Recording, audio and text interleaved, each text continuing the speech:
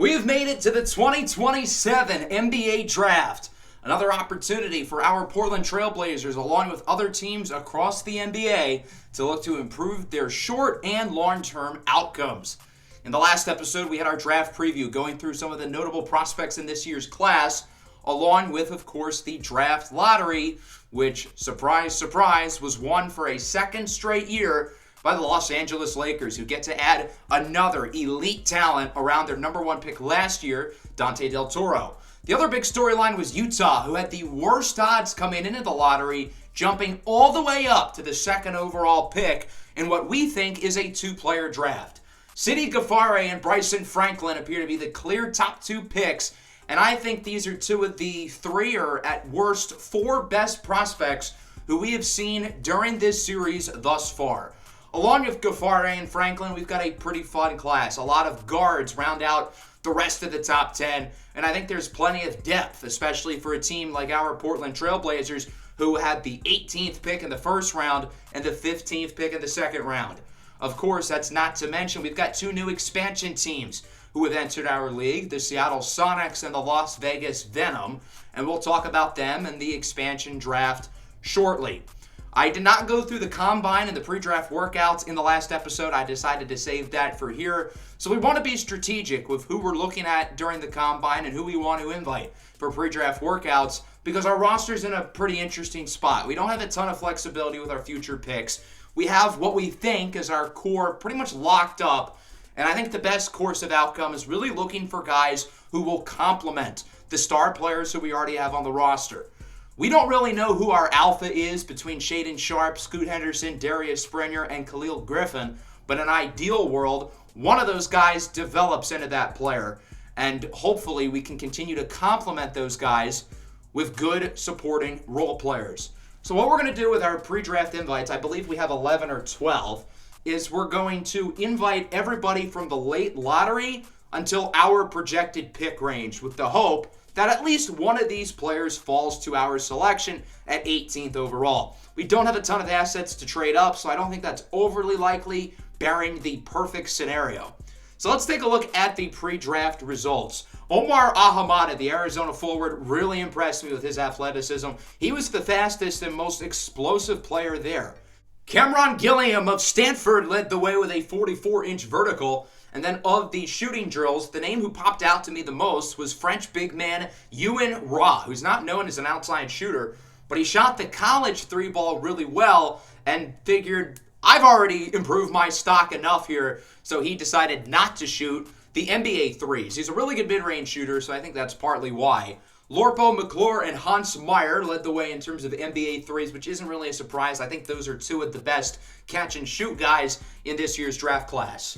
Before the NBA draft, we've got to go to the expansion draft as well, with the Seattle Sonics and Las Vegas Venom both not only in the NBA now, but both in the Western Conference. We've got two new in-conference foes to worry about, with the Memphis Grizzlies making the switch from the West to the East. We have to protect 8 players, and keep in mind our impending free agents are not eligible. So Scoot Henderson and Zay Logan, for example, are not in the expansion draft. Ultimately, the two guys we're going to leave unprotected are Armani Robinson and Enzo Shabazz. These are two guys I like. Shabazz in particular, he gave us some good playoff minutes at times. Game 7 at the second round against the Phoenix Suns, he was awesome. But between him and, say, Ashton Wisham, I think Wisham's got a little more upside. Malachi Suleiman's another interesting one because he didn't really play at all during the playoffs. But I think it's more so because we had more guard depth than we had big depth. So because of that, we relied more on a guy like Shabazz, and I think Suleiman's playmaking and defending will be important for us down the road, which might make him a little bit more important than Shabazz. But realistically, we'd probably rather Armani Robinson get drafted, and we're only going to lose one player. Once one of them is off the board, the other one will be ineligible to be selected. Well, ultimately, it would be the Seattle Sonics who ended up selecting Enzo Shabazz. So unfortunately, we will lose him. He is headed to Seattle. I think this is probably a good thing for Enzo because he was a pretty good offensive player when he was with the 76ers. He wasn't bad on offense with us. It's just that we didn't need him to score at all. Now he's got the opportunity to once again be a double-digit per-game scorer. I wouldn't be surprised if he looks to get his three-point shot developed, and obviously we know he is a great defender. Both the Sonics and the Venom mostly went for good veteran pieces, but sprinkled in some young guys down the board, such as, obviously, Enzo Shabazz. Let's now talk some trades, the last order of business before we get into the draft. And there were 3 pretty big moves prior to the start of the NBA draft that happened. The biggest one involved the Philadelphia 76ers and Tyrese Maxey. They traded Joel Embiid last year to the Kings at the deadline, and obviously Sacramento nearly won the championship. They're going full reset, trading Tyrese Maxey to the Jazz for Cyrus Warwick and 4 first-round picks. I think Cyrus Warwick is the best asset who the Sixers are getting here. Really, really good young piece. And of the 4 draft picks, they don't include picks 2 or 8. So the Jazz are still going to be able to get a blue-chip talent with the 2nd overall pick. They're going to hold on to their other top 10 pick, giving up 4 first-rounders of lesser value. The Celtics will be acquiring Jordan Poole from the Washington Wizards. The 2 teams will be swapping first-round picks. The Wizards originally had 11, and the Celtics originally had 10. So the Wizards are going to move up 1 spot, and they'll be adding an additional first-round pick down the line. Keep in mind, Jordan Poole is better here than he is in real life. And the Celtics were one of the most disappointing teams in the league last year because of their backcourt. They lack high-end offensive guards. They had Dante Branch, who they got from us last offseason, really perform well, but they need more than just those guys.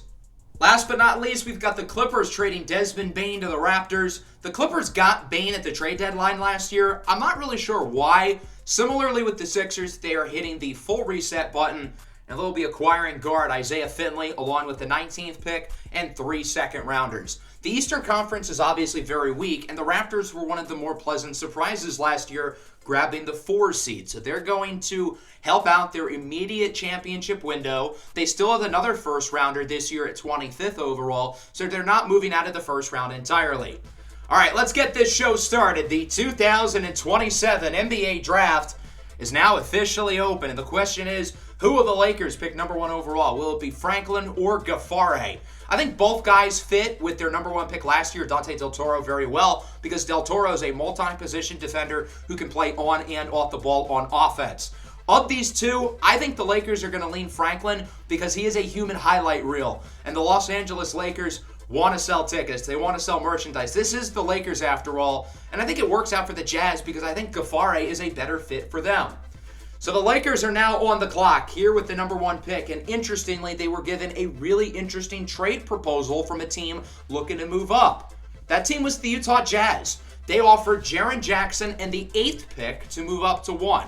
The Jazz want both of these possible blue-chip stars, and while I really thought about this for the Lakers, they're getting an all-star here in Jaren Jackson. They stay in the top 10, but I don't think it's worth it for them because they lose out on a max contract slot, and they lose out on a guy like Bryson Franklin out of Oregon, who will be the number 1 pick to the Los Angeles Lakers. Franklin is a dynamic, above-the-rim athlete. At 6'8", his explosiveness at his size is otherworldly, hence why the Lakers make him the top selection. I like what he provides defensively, and I think he's a pretty solid 3-point shooter. He doesn't really have much of the knack as a playmaker, but that's fine. Dante Del Toro can play on the ball. Franklin does not need the ball in his hands to be successful on offense, and I think his two-way upside makes him a great selection here for the Lakers, who will be showtime once again. And with the second pick, the Utah Jazz select Sidi Ghaffare, the 7'2" center out of Senegal. Makes a lot of sense here for the Jazz. I think he's probably pound for pound the best prospect in this draft. He has a little bit of Nikola Jokic to him and a little bit of Victor Wembanyama to him, which I know sounds absolutely terrifying. Defensively, he is a monster, and he moves really well at his size. He's versatile on the defensive end of the floor. He can play inside and out. Offensively, as a playmaker, his passing ability is special. Now, I don't expect him to be as good as Jokic or Wembanyama because that's just an unfair comparison, but he's got shades of both of them in his game. The one area he needs to improve upon is as a scorer, but on the Jazz, he's got plenty of guys like Tyrese Maxey, Jaren Jackson, and Cassius Maxey, who can all score at a very high level. He doesn't need to average 20 points a game to be maximized here. With the third pick, the Los Angeles Clippers select Chico Williams from McEachern Academy. Williams is an interesting player because he is a 20-year-old high schooler. He's one of the older prospects here in the lottery, despite the fact that he hasn't played above the high school level. So why exactly are the Clippers willing to take the gamble? Well, that's because Williams is Awesome. He's got an NBA level body already. 6'8", 220 pounds. I like what he provides defensively. I think he's got solid upside as an offensive player, although he's got a ways to go there.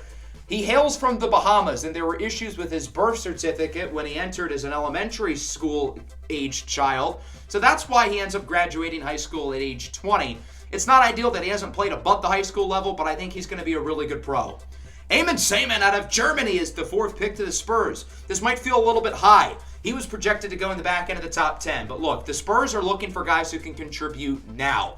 Eamon Seaman is one of the most dynamic scorers in this draft and was one of the best scorers out in Europe. He can create his own shot from all three levels of the floor, and he's a really good defensive player as well. I would expect the Spurs to trade one of their scoring guards they have already, such as Zach LaVine or Malachi Branham.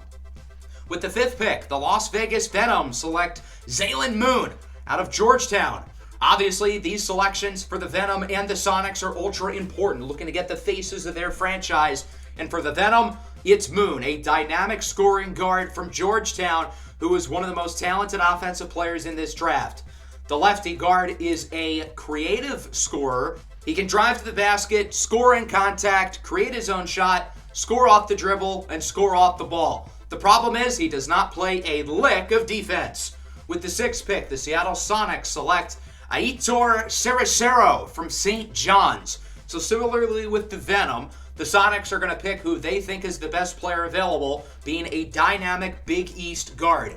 This time it's Sericero, who is also electric as a scorer. I think he's a little bit more efficient as a shooter right away. I think he's also a much better defender than Moon, but he doesn't provide the passing ability that he does and will likely be more of an off-ball player, whereas Jalen Moon will probably be on the ball more often for Las Vegas.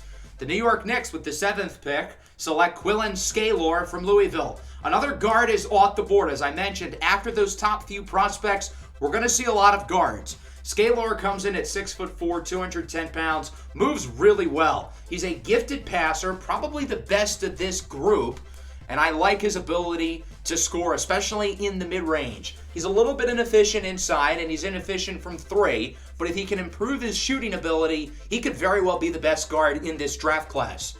The Utah Jazz are back up with their second pick of the day, and they select Akeem Summers from Louisville. I think this pick makes a lot of sense here for Utah. They obviously floated the idea of trading away Jaren Jackson Jr. in order to move up to the number one pick. I think Summers is quite raw, but he doesn't have to play right away for the Jazz. They had a lot of similar players to him already, and at just 18 years old, he's one of the youngest players in this draft and has one of the highest ceilings, in my opinion, and he'll be able to take his time and develop in Utah. Traquan Sterling out of Maryland is the ninth pick to the Oklahoma City Thunder. Another explosive, above-the-rim athlete. I'm not sure how often Sterling's going to play early on because the Thunder have plenty of talented guards, but he's another guy with great upside. I think he can score from all three levels. He's a good defender, and I think he's got some playmaking upside. That'll bring up the Washington Wizards with the 10th pick, but the Trailblazers are on the phone. There is a guy who we are shocked has slipped this far. I wasn't planning on trading up, but given the opportunity, we're going to try. The Wizards are interested in one of Kristaps Porzingis or Anthony Simons. For both sides, I think Simons would probably make more sense. You guys have wanted us to potentially look at moving Anthony Simons after his bad playoff run this past year, and I understand it. We re-signed Simons to a pretty big contract last offseason, 3 years for around $100 million. He took a big step back, his worst scoring season since his third season in the NBA. His efficiency went quite a bit lower, and obviously in the postseason, he was rough. He scored like 8 or 9 points per game on less than 40% shooting from the field. But we know when Anthony Simons is hot, nobody can stop him. Remember that playoff game a couple years ago against the Spurs where he had like 30 and a quarter? Well, that's the type of player he is. And for the Wizards, I think it makes sense. A backcourt with him, Jalen Brunson, and Jalen Suggs, I think could be pretty fun. The idea for the Wizards is that Brunson, Simons, and Suggs would all play around 32 minutes a game. Those are the only 3 guards you need to give minutes to, and you rotate them on and off. When Brunson and Simons are in the game, Brunson plays on the ball. Simons has off-the-ball versatility as he largely played here. When Brunson's out and it's Simons and Suggs, Simons can play on the ball because Jalen Suggs, I think, is better off the ball. And obviously when it's just Brunson and Suggs, it'll be Brunson on the ball. The Wizards have a lot of guards already, but pretty much all of them are on expiring contracts, so adding another one here really doesn't hurt them. The only guard whose playing time would be blocked is Cole Anthony, which is why the Wizards would want to trade him to us in this scenario. Now, I think it would make more sense for both sides if instead of trading this future first-round pick, that we trade away pick 18. This way, the Wizards are only moving down 8 spots. They get to stay in the first round, and for us, I'd probably rather give up this pick than lose future pick flexibility. The Wizards don't want to do that. I offered 3 second-round picks, and they would want to swap future first-round picks. I really don't think this makes a lot of sense for Washington because they're probably going to be worse than us. They're giving us an unprotected pick in 2 years from now. I don't even know if this makes sense for us, though. I don't really want to give up our 2028 first-round pick. Not so much that I think it's valuable. We're probably going to be pretty good next year, but we have less flexibility in terms of trading our future picks because now we're not going to have this one. But that Wizards pick in 2029 could be a really big asset. So because of that, I'm in. Let's roll. So the Blazers have moved up to pick 10. Anthony Simons is gone. Cole Anthony is here for now. We'll see if that sticks or not.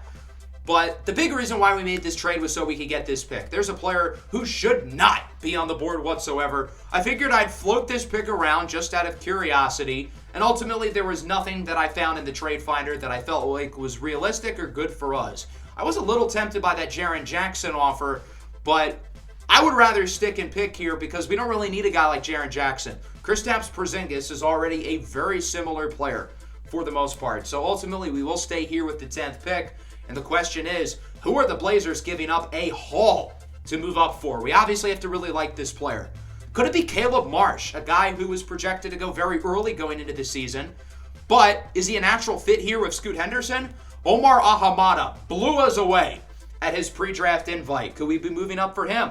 Lorpo McClure, Ewan Ra, and Emmanuel Ozuna, I feel like all would be really good fits as well. And I don't think any of them are going to make it to 18. So with the 10th pick in the 2027 NBA Draft, the Portland Trailblazers select Caleb Marsh from the Adelaide 36ers in the NBL. So Caleb Marsh is the guy we are moving up for, and we are laughing in the war room. How on God's green earth did Caleb Marsh fall to the 10th pick? I think he's the 3rd best player in the draft. After Franklin and Gafare, Marsh is the best prospect here, coming in as a 78 overall. So what type of player are we getting here in Caleb Marsh? He was a point guard, but he's built like a wing. He's 6'8", 210 pounds. He can play the 1, he can play the 2, and he can play the 3. He is a crafty scorer. He's a good defensive player. Look at this possession. Baits the shooter into a bad shot, good contest, quickly runs up the floor, and this is where his offensive IQ comes in. He fools the defender, expecting a drive, but he goes for the mid-range shot, which he makes. His three-point shot is really his big weakness. He's shown flashes as an outside shooter, but has to improve there. He is a dynamic athlete who plays with his head above the rim and is a highlight waiting to happen. I think the one question people might have would be where his fit is with Scoot Henderson, and I can already see some of the comments saying, trade Scoot, trade Scoot. Well, first of all, we can't do that because he's a free agent. Second of all, these guys are completely different players anyway. If there's an issue with the fit in 2 years, I think that's when the discussion really starts. Not now. I think these guys will be able to make it work, and I am beyond elated that we were somehow able to get Caleb Marsh. Let's keep going now as the Washington Wizards select Lorpo McClure with the 11th pick. Despite being a high school prospect, I think McClure has one of the higher floors in this draft as a shooter and defender. His rating is a little bit lower than I expected, but he's only 19 years old. He's got plenty of time to develop, and I think the Celtics are a pretty good fit and landing spot for him. That'll bring up the Brooklyn Nets at pick 12. They have a lot of young talent, but their roster kind of lacks direction. They picked Jet Adams, the guard out of Arkansas. So the run-on guards continuing here into the late lottery. Adams is a good passer, three-point shooter, and one of the better perimeter defenders in this class. He can guard 1s and 2s at a high level, and I like this pick a lot for the Nets. Him and Dante Kingsley could be one of, if not the best defensive backcourt in the league. The Memphis Grizzlies, now in the Eastern Conference, select Cameron Gilliam with the 13th pick. This is higher than I saw Gilliam going, but he is one of the best defensive players in this draft, so I understand it. His three-point shooting is pretty solid as well. And if he can become a good three-point shooter at the next level, then he's going to make a lot of money in this league as a really good role player, as a 3-and-D guy, and someone who contenders are going to really want on their roster. With the 14th pick, the Chicago Bulls select Hans Meyer from Germany.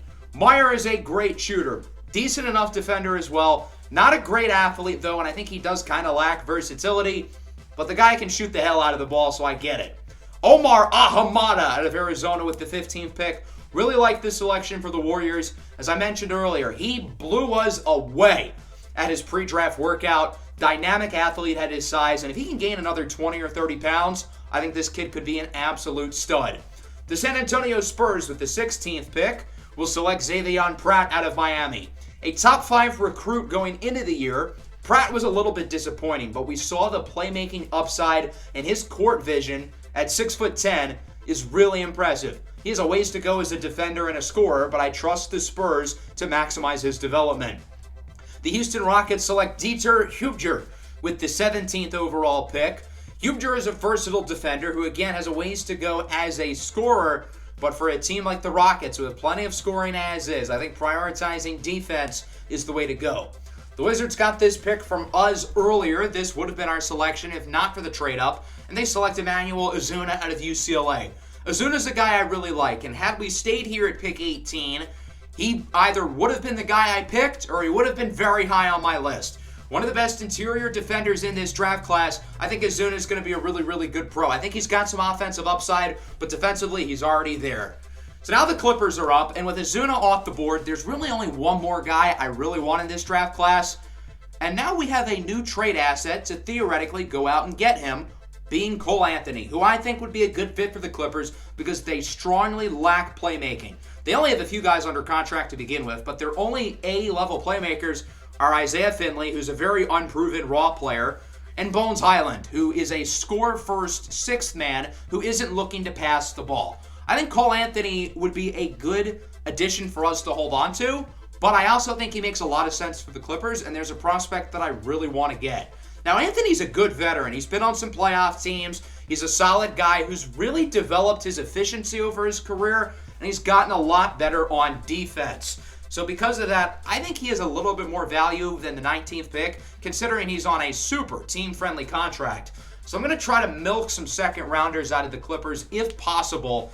Now, unfortunately, it doesn't look like it's going to happen. So the only way this would work would be straight up, and the Clippers are still going to say no. From there, I figured I would add some second-round picks, try to see if that would work. And, well, the Clippers would continue to say no.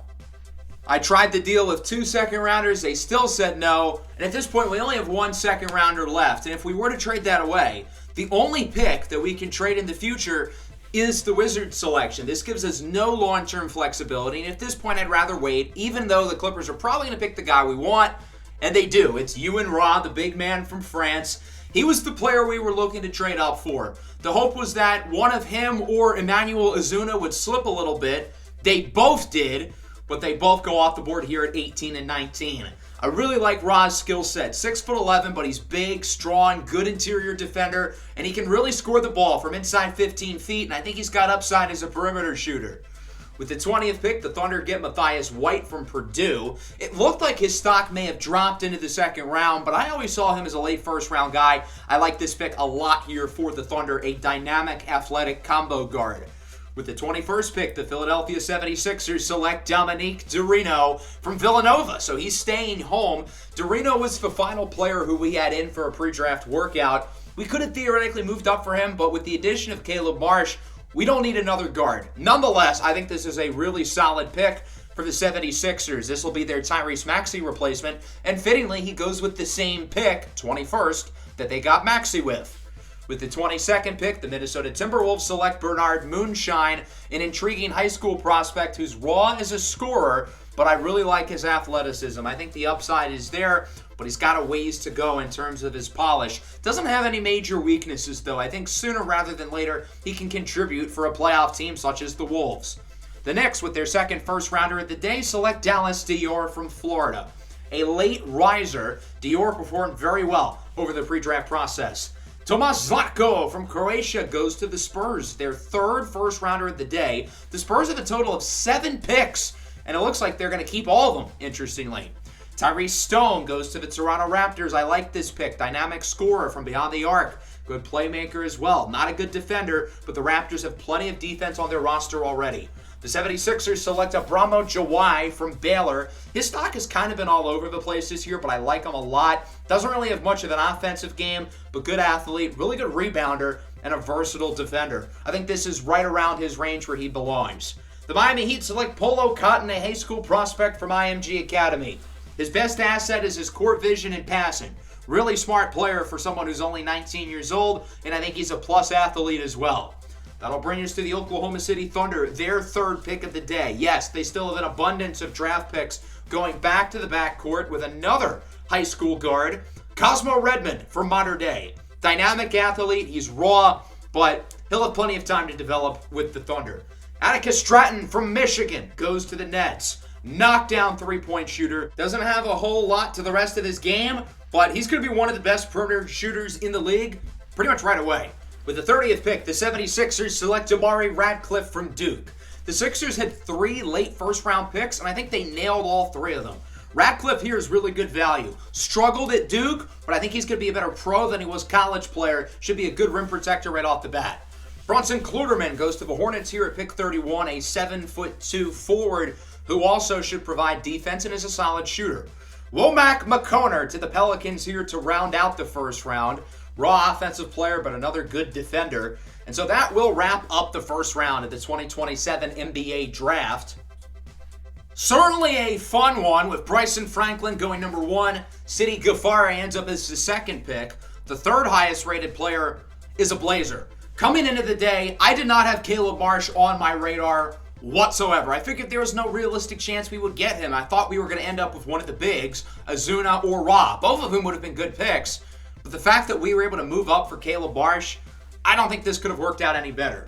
I'm trying to trade our second round pick ideally for 2 seconds, and unfortunately I'm not finding anything that works with that. There isn't really anybody I want here with the 15th pick in the second round. There are a couple players who I'd be comfortable with picking, so if we have to stick and pick, I'll do it. But I'd rather find a trade if possible because we don't have a lot of picks to trade in the future, so I'd rather get some extras. I want to try here with the New York Knicks to get their second round pick next year because I think the Knicks are the worst team in the league right now.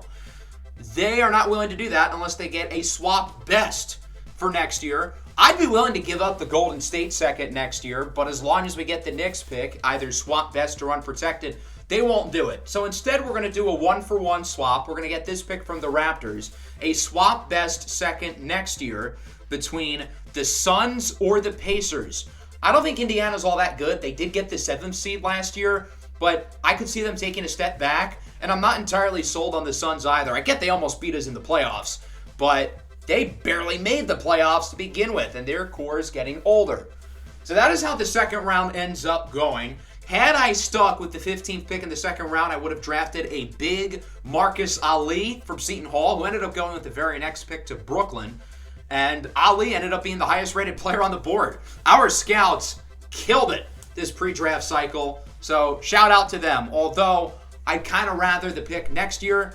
All we need is for one of the Suns or the Pacers to be bad, and then hopefully we end up with a high second round pick. So we only end up with one rookie, but a pretty damn good one with Caleb Marsh, who gives us another super exciting young piece to build around. Other notable picks included Omar Ahamada. I thought that was a great pick by the Warriors. The Wizards did a good job. Emmanuel Azuna at pick 18. They added size in the draft and, of course, traded for Anthony Simons. I thought the 2 expansion teams did pretty good, adding some guards to build around. The Sixers were one of the biggest winners with 3 steals in the back end of the first round. I thought they had a phenomenal draft, and their rebuild is looking pretty strong despite no longer having Maxey and Embiid. I thought the Clippers did well. Yuen Wah was a great pick. I'm very intrigued to see how Chico Williams does, being the 3rd overall pick. The Jazz, obviously, with Ghaffari and Summers. Would have been fun to see them get the first 2 picks, but I think the Lakers made the right decision to not take that deal and ultimately go with Bryson Franklin, pairing him up with Dante Del Toro and holding on to a max contract slot, which players are going to want to play with these stars in LA. The Lakers are going to make a splash sooner rather than later, I feel like. I thought Toronto had a good day, including acquiring Desmond Bane. The Spurs with 7 new rookies. I'm curious to see how a contender like them is going to navigate that. OKC, I thought, did pretty well with their picks, and that brings us back to us. So that'll wrap up the episode. Next time around, we will go through free agency, wrap up the offseason, and get ready for Season 5. Make sure to leave a like and subscribe if you're new. Peace out.